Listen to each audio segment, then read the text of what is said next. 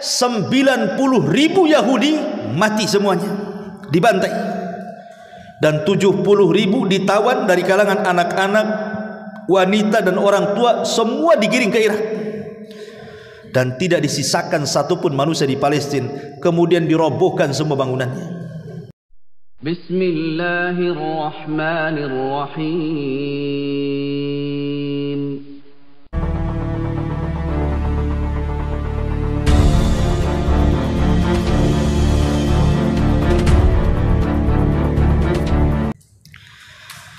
Ma'asyiral muslimin yang dimuliakan Allah Azza wa Jal, dalam surah Isra ayat 1 sampai ayat 8, Allah Subhanahu wa taala berfirman, Subhanalladzi asra bi 'abdihi lailan minal masjidil harami ilal masjidil aqsa alladzi barakna haulahu linuriyahu min ayatina innahu huwas samiul basir. Maha suci Allah yang telah memperjalankan hambanya, maksudnya Nabi SAW,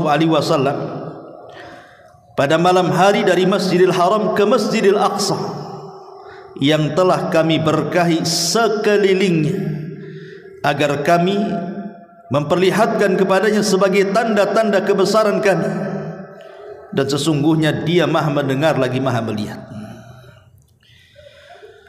Ayat ini juga sebagai dalil tentang kesucian Aqsa, bahwa Aqsa itu milik kaum muslimin. Karena Nabi SAW pernah menjadikan kiblat 3 tahun di Mekah dan 16 bulan di Madinah. Artinya Baitul Maqdis pernah menjadi kiblat Nabi SAW dan kiblat kaum muslimin selama 3 tahun 16 bulan. Baru kemudian kiblat dialihkan.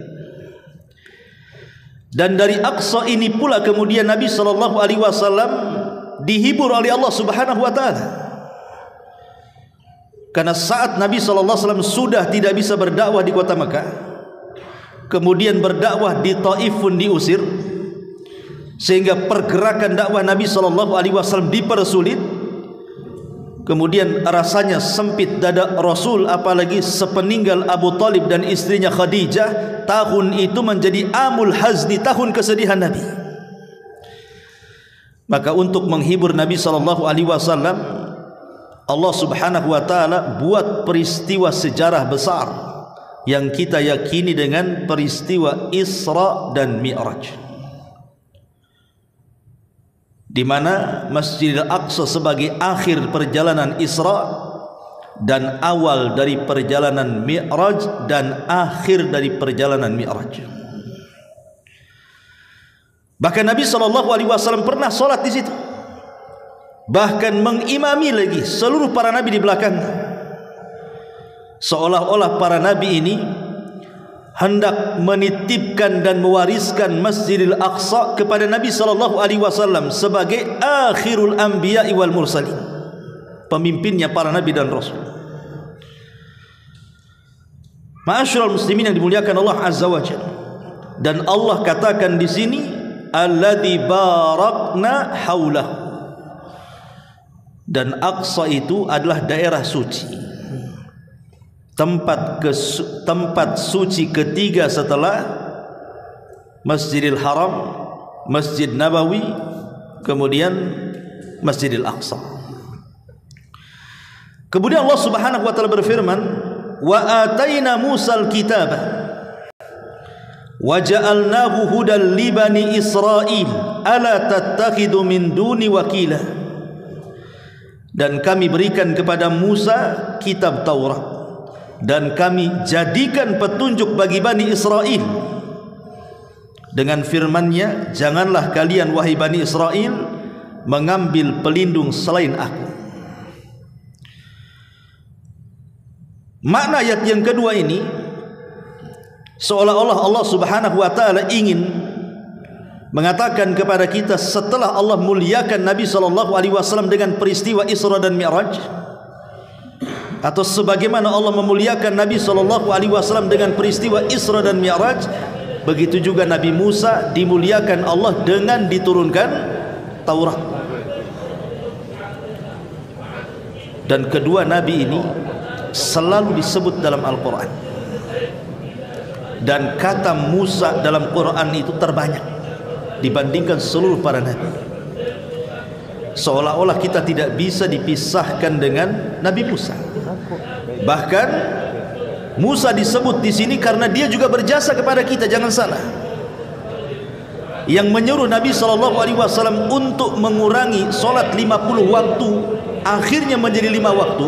Siapa? Nabi Musa. Nabi Musa yang meminta kepada Rasul untuk meminta diringankan. Akhirnya Rasul pun mengikuti saran Musa, akhirnya dikurangi dari 50, 45, 40, 35, 30, 25, 20, 15, 10 sampai menjadi 5 waktu. Makanya disebut setelah peristiwa Isra Mi'raj ini, Nabi Musa alaihi salatu wasallam dengan mukjizatnya Taurat. Kemudian Allah mengatakan, "Dzurriyyata man hamalna ma'a Nuhin innahu kana 'abdan syakura." Wahai keturunan orang-orang yang kami bawa bersama Nuh, sesungguhnya dia Nuh adalah hamba Allah yang banyak bersyukur. Allah ingatkan tentang orang-orang yang dalam Nuh itu. Siapa orang-orang yang di kapal Nabi Nuh? Anak-anak Nuh, Syam, Ham, dan juga Yafis. Dan Bani Israel itu nasabnya sampai kepada Nuh alaihi salatu wassalam, termasuk kita semuanya. Baru setelah Allah Subhanahu wa taala menyebutkan itu semuanya, di sini baru dimulai pembahasan kita. Allah mengatakan, "Wa qadayna ila bani Israil fil kitabi la tufsidunna fil ardi marrataini wa la ta'luwanna uluwan kabira fa idza jaa wa'du ulahuma ba'athna 'alaikum ibadan lana uli ba'sin syadid fajasu khilalad diyar wa kana wa'dan maf'ula." Dan kami telah tetapkan. Ada yang mengatakan kalimat qadayna itu maksudnya kami telah takdirkan di Lauhil Mahfuz.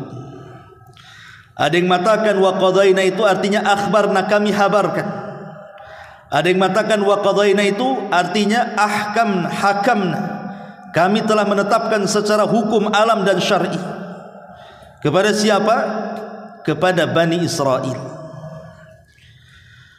Fil kitab, di dalam kitab itu maksudnya dalam Taurat. La tufsidunna fil ardi marrataini. Kamu, maksudnya Bani Israel, pasti akan berbuat kerusakan di muka bumi ini 2 kali. Dan pasti kamu akan menyombongkan diri dengan kesombongan yang besar. Fa idza jaa wa'du ulahuma, maka apabila datang saat hukuman bagi kejahatan pertama, ba'athna 'alaikum ibadan lana, maka kami akan datangkan kepada kalian hamba-hamba kami yang sangat-sangat perkasa. Kemudian fajasu khilalad diyar, lalu mereka merajalela, membakar-bakar, mengepung-ngepung, bahkan membunuh. Dan itulah ketetapan yang pasti terlaksana. Sebagian ahli tafsir memang berbeda pendapat. Siapa yang menghukum kejahatan Bani Israel yang pertama itu? Ada yang mengatakan bahwa Allah Subhanahu wa taala kirim kepada mereka Maliku Babil, Raja Babylon, namanya Bukhtun Nasr.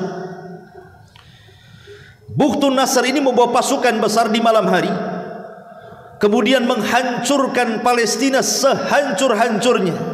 Dalam waktu sesingkat-singkatnya 90.000 Yahudi mati semuanya, dibantai.